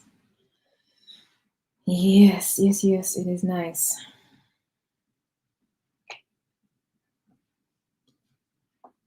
Three of Cups in the environment. Beautiful, supportive, celebratory, community energy. And ancestors are here. 10 of Cups. Yeah, the energy is beautiful. The energy is beautiful.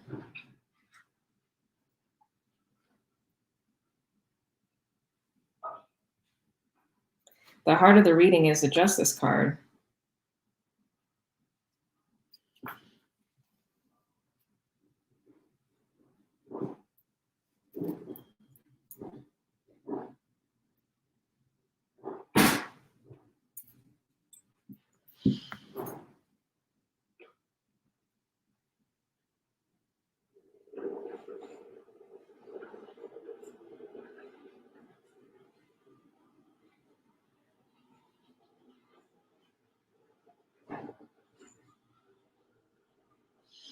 Yeah, I mean, basically what I was saying, the more, I'm just saying to see if there's more messages, but whether, if you're, this 8 of Swords and 9 of Swords energy has just been very present.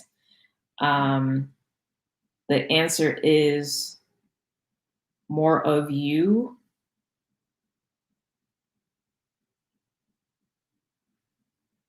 rather than like trying to fight the thing.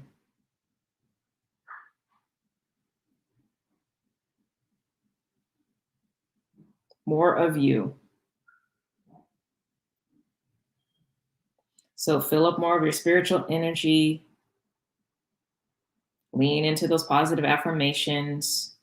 Really check into your authentic emotional experience versus what might not actually be yours. Make sure that whatever actions you take are actions that are for you to take and that are in alignment with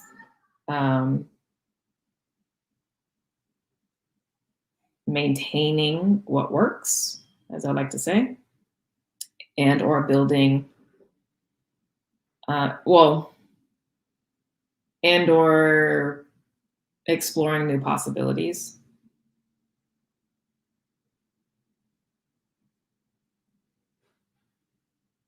Because the only reason this energy is showing up is because you are in a new space.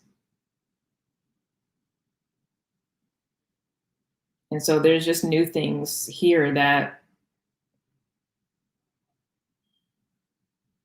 well, it may or may not be new. But if it's not new, it might be showing up more strongly because the stakes are slightly higher now compared to before. Or it may actually be new energy. But regardless, you don't come off your throne. The Queen of Pentacles does not go to war. Like, it's just not the vibe. Neither does the King. The King is literally here in the fields monitoring the harvest. So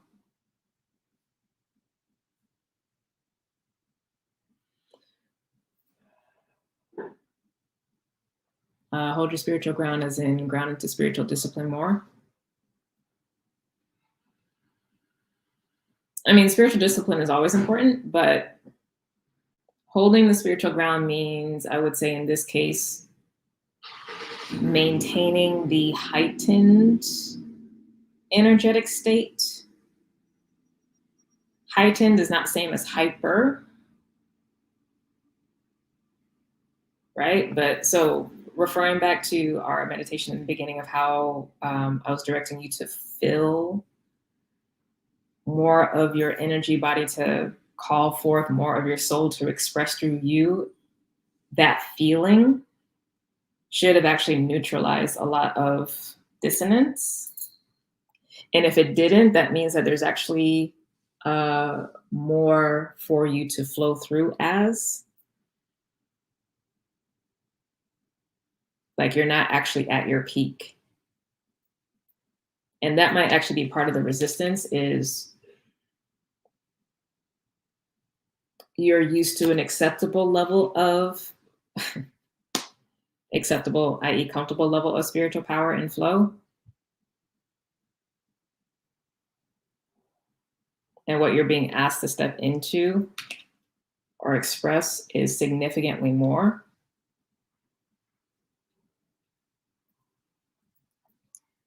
Or at least that's available. And that might be freaking you out. I mean, 5 of Wands versus 10 of Cups, you might just be coming, because remember, we had the 5 of Cups before, and 5 of Cups is meeting 5 of Wands at the same level. There's no ascension, there's no turning of the energy with that. What happens if you come at it with the 10, which you're already locked and loaded with? Because this is representing the strength that you can lean on. This like literally eclipses this. It's twice as strong. So not only does this neutralize this energy, but there's overflow. So what does that look like? Again, that's going to depend on what the 5 of Wands is for you.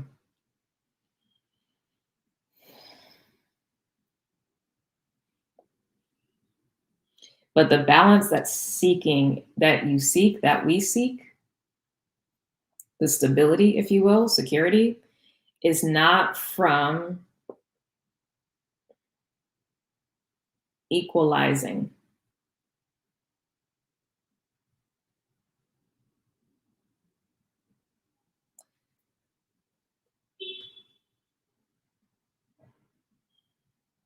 So neutrality for us is actually stagnancy.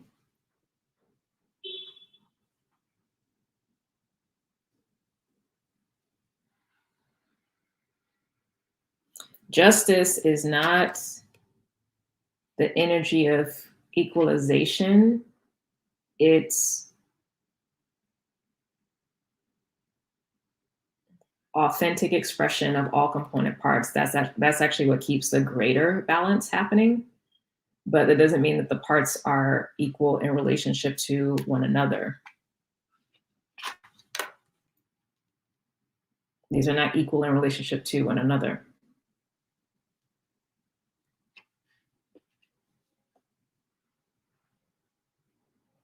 So I guess if I was going to sum up this message from the ancestors, it would be to say or to ask, are you afraid of what success looks like for you. Are you afraid of your power? Because the dominant energy in this spread is masculine, or excuse me, it's feminine.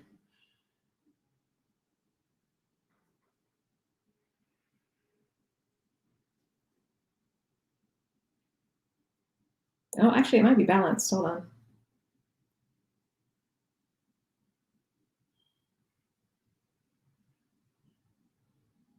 No, it's all of it, actually. All the energy is represented. Just the major arcana is standing out strongly. But the action is still of the feminine principle. All right, hopefully that makes sense. Did that answer your question, Jenny? We are almost at 2 hours, so I will definitely wrap up. We'll get closing guidance. Okay, we'll get closing guidance.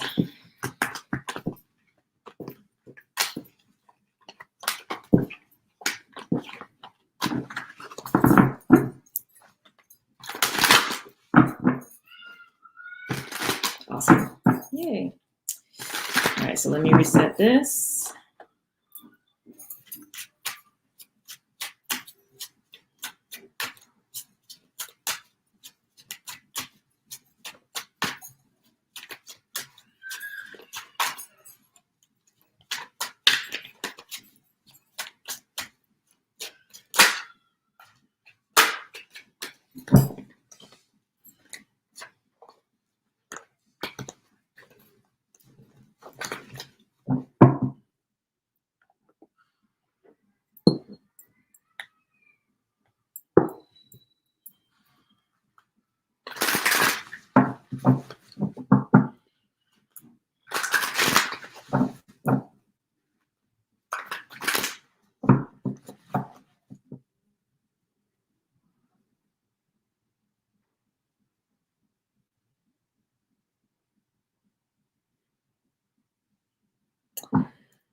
You have to be willing to let go, though.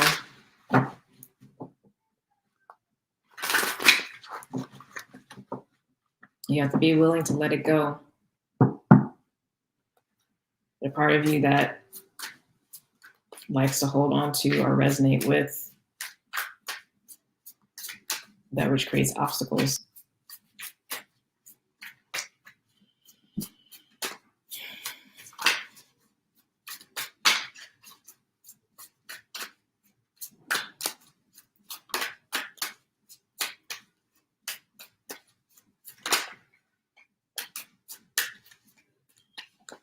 Two of Pentacles with the World card on the bottom. This World card stays coming up. Protection, ending of cycles, which begins new ones, threshold, but also mastery, having completed the journey.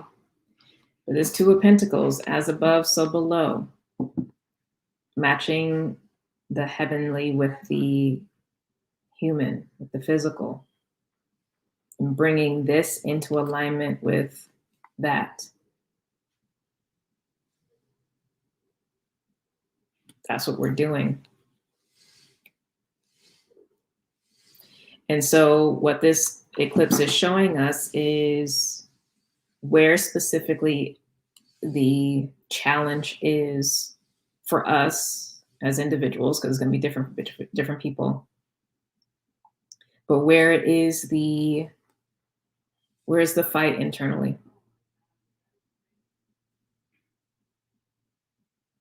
Where are we wanting to consciously, subconsciously, or unconsciously slow this process of perfectly matching?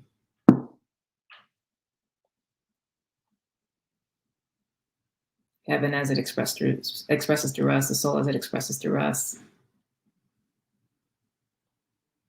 That may be in the physical, that might be in our emotions, that might be in our mind, that might be in our spirit.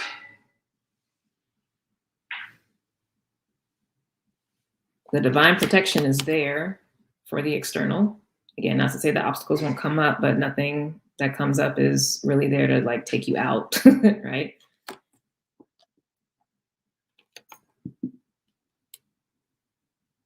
Where within us?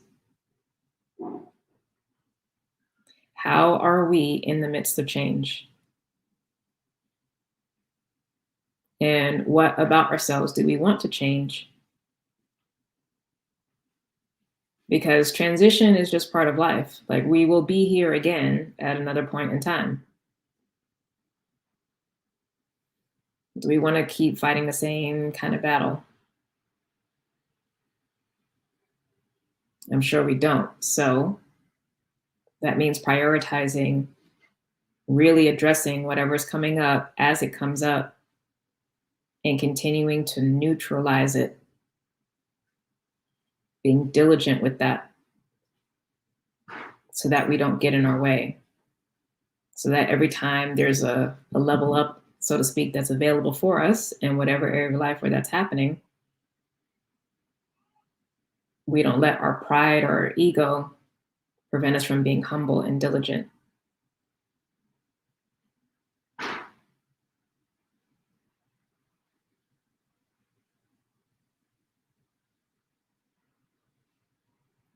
That shifted something. I felt it. And since that, that second part of the message with the ancestors, it may again be a pattern in the family that really, really has a problem with changing and going beyond what the family knows because they want to keep you under control. Whether that was your lived experience or whether it's just a pattern in the family in general, that controlling energy might be a thing.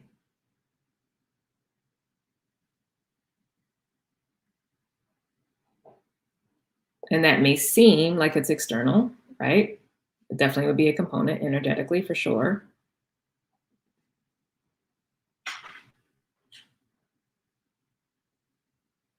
But this constant checking of self. Where is that part within me that is co-signing that belief system, that behavior, that action?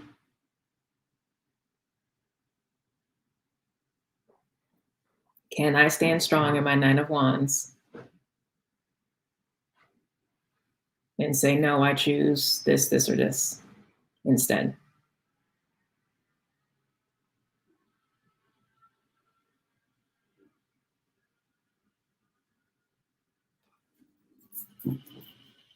That is not easy.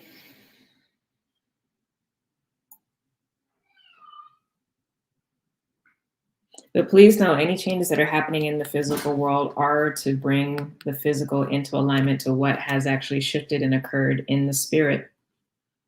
So hold steady in the process. Yep, look at the 7 of Wands. Hold steady in the process. We already had that 9 of Pentacles earlier. Hold steady in the process.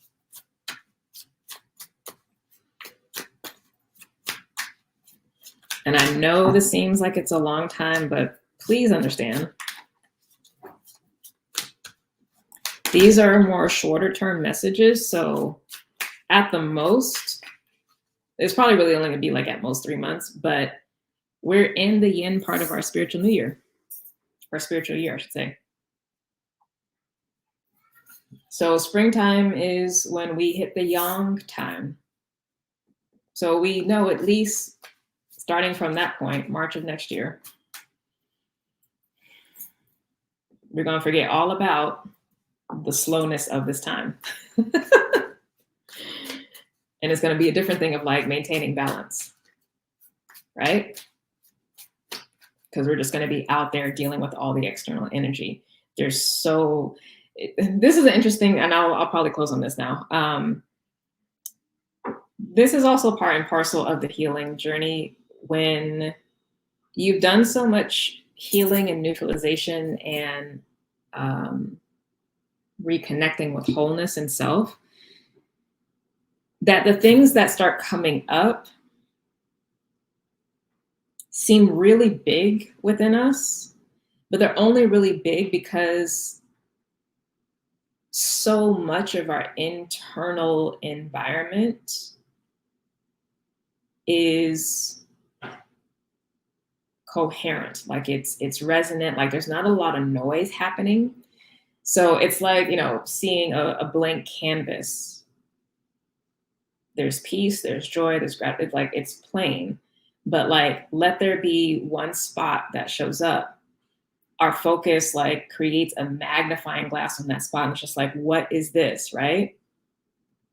Is that spot really like taking up the entire canvas or is it truly just the spot? And so we also have to be able to, again, check self and be like, hey, this feels really big or it seems really big, but is it big? Or is it just there's not a lot of other things happening? And so this is the only thing that I'm focusing on. And I'm making it more than what it is. Something to think about. Because if that's the case, again, the action is still the same. Take action towards those things that are next for you. Be diligent, be steady, and fill up more of yourself, because that little thing should not be that loud. That little thing should not be that loud, right? Okay, any questions before we bounce?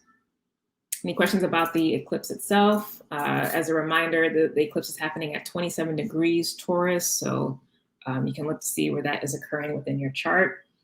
It's going to be different for everyone, so there's no like, besides talking about the archetype of Taurus, how it's going to relate to you is going to be specific to your natal chart. But yeah, any questions about the astrology, about the energy, about the messages that we just had, or any quick personal questions? And if not, we will bounce. You are welcome, Jenny. Glad you enjoyed. Great time to come back on. Great time to come back on. Definitely for folks who are joining now, or if we need a reminder, the messages in the first part, the practical messages, don't isolate right now.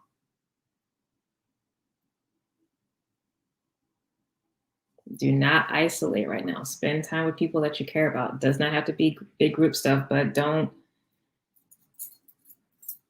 spiral into aloneness. Don't create that experience for yourself, because that would be an experience that you're creating for yourself. It's not actually what is available that the universe and our ancestors and our soul has for us. So there's that. Let's see. Question: is this eclipse a preview to what the nodal transit will be like since it's hitting Taurus? Yes, I talked about that in the right in the beginning. It is a bit of a preview, especially just this month in general, because it's a Scorpio month and full moon in Taurus. Yes, very much so. Yeah. But again, we won't have an eclipse in Taurus or Scorpio until spring of next year. So we're actually still going to be sitting in old transit energy because of the Sagittarius eclipse that's coming up.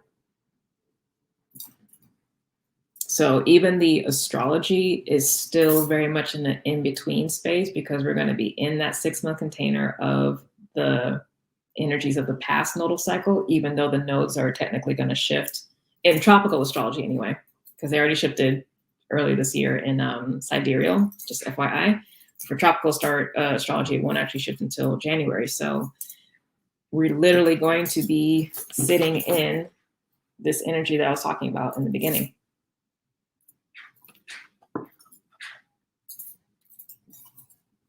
For sure.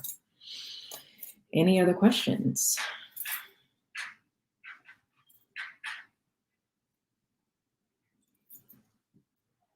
Again, about the astrology, the energy, anything else? Thank you. You're welcome. I received the love. Yes, love to the soul fam. Oh, also for the alumni, in case you didn't see in the Facebook group, we do have our second session on Monday. So be sure to check the member area on the website for the Zoom link to join. We'll be meeting at 10 a.m. Pacific time. It'll be good to see y'all. and check in, especially right before the holiday.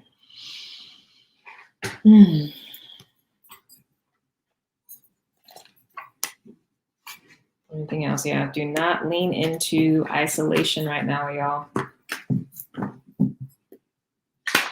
It is not the time.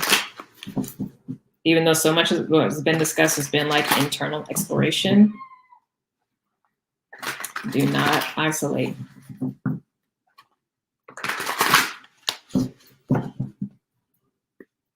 Because you're going to do the work anyway, but don't be alone.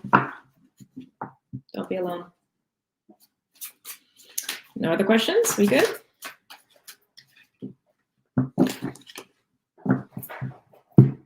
Good. Okay. All right, y'all. You know what to do. If you haven't already liked the video, please go ahead and like it. Subscribe to me, or whatever platform you're watching me on. So subscribe to me on Instagram or on YouTube, depending on where you are, because I'm streaming both locations.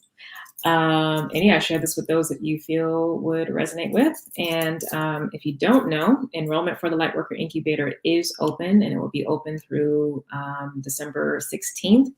And the new cohort will be starting in January. So if you want to learn more about that, you want to join, full details can be found on the website, andersonalchemy.com. Click on Lightworker Incubator. You can find information there, submit your application, book a free clarity call with me to ask any questions that you might have and to see if it's really something that is going to be appropriate for you at this time. And yeah, I would love to see you. And for those of you who are current participants or alumni, please do tell, friends and family, coworkers, whoever, really everyone, because it's for everybody, to come through, especially if you know that you feel that they would benefit from it. I love, the expansion through the existing soul family, because it's always fun. And it can be a lot easier for people to be open to going deeper once they already know that you've been through the process, right? So I appreciate any shares in that regard, whether it's through social media or not, but definitely if you can, please tell folks about it so we can continue to grow the conscious soul family, because we're already soul family spiritually, but consciously knowing one another is a different thing, and it really helps to amplify that sense of community and combat that feeling of isolation, of being the only one that is doing deeper work or what have you. It's really important to know that you're not alone in the process. Yeah. Also, end of the month is the last time that, or by the end of this month is the last available time for new clients to book a session. It doesn't have to be booked within this month. It can be December or later, but the link will be open for new clients till that point, and then it'll be closed to the spring. Returning folks, you can book whenever, right? And then also the 2022 Astrology Intensives are here. So I have 2 days and 4 sessions across 2 days where you can sign up for an intensive. These are small group situations. They're not one-on-one because it's a lot of information and it's just too much for me to do a bunch of one-on-one stuff. But sign up for one of those sessions. Even if you're not able to attend live, just sign up for one and you will get the recording. The recordings are only going to be available for those who have signed up. I will not be making the recordings available to the public post those dates. So yeah, I won't be advertising that publicly. It's just going to be for those who sign up. You will be getting a workbook, of course, so check that out. But there's 2 sessions available at the end of this month and 2 sessions available in the beginning part of December. So check those out if you want to get into the astrology for next year. Are you still doing birthday year aheads? Yes, I always do birthday year ahead tarot readings. Those are tarot, not astrology, FYI. Those are tarot. And you would just book the individual coaching session. So that would be for returning clients. Just to make life easier, I took out all the different types of services and just have individual coaching. So you would just sign up for that. And then when we jump on the call, just let me know that you want to do the birthday year ahead. I've actually been doing a bunch of those Because for some reason, a lot of my clients have like late year birthdays. So there we go. But yeah, we can do birthday year ahead tarot stuff. But I don't do birthday year ahead astrology. I just do the calendar year astrology stuff. Yeah. You are welcome. Working through the tarot course now, but been thinking about booking with you. Yes, come through. The astrology intensives are only $175, so they're actually cheaper than doing a one-on-one session. So definitely come through for that. And it's open to new or returning folks for those intensives. If you're new, you just need to have your astrology chart and be relatively, I guess, comfortable with it to get the most out of that. You don't have to be a returning client, so it's just open to whoever wants to do it. But yeah, that one's only $175. My regular one-on-one sessions are $250, so it definitely is a cheaper price point for that. But yeah, if you're a returning client, not a new client, but if you're a returning client and you want a birthday year ahead tarot, you can definitely book that just by booking a individual coaching session, right? Yeah. And then also for those of you who are entrepreneurs, regardless of the industry, you can definitely use the astrology intensives for your business. But I would say make sure you do a visioning consultation session with me first, because that's business astrology session that I do specifically for folks. Because the interpretations I do for the astrology is different for business than I do for personal.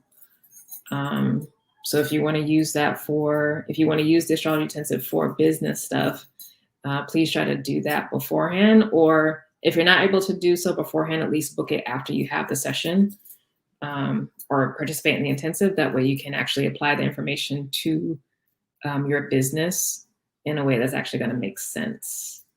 But the way I interpret it is different. It is different. Or not, you can do whatever you want. But, if you're coming to me, it's because you like or appreciate the way that I see things. And, our business energy is very much connected to us personally, right? There's definitely not a separation, I should say. But it still has its own energy. So we have to actually look at what it needs versus what is comfortable for you. Right? You look at what it needs versus what's comfortable for you. All right. Any other questions? Any other questions? And as an FYI, for folks who are coming through the incubator, for the folks in the current cohort, as well as the ones coming up, you will get free access to the Divination through Tarot course. It's one of the bonuses. So yeah, if you've been eyeing that, just know that it comes with the program, along with the Accelerating Ascension and the Ancestral Altars workshop as well with Sanyu. All right. So looks like that's it. Have a wonderful full moon. Try your best to stay grounded, stretch, move the body, make sure you're eating enough, drink lots of water, chill, take it easy, lean into pleasure. Okay, it's Taurus energy, but it is a full moon, and sometimes full moon energy can be a little rough emotionally. But just ride the wave. Just ride the wave. Okay. All right. Love you much. See you soon. God willing, of course.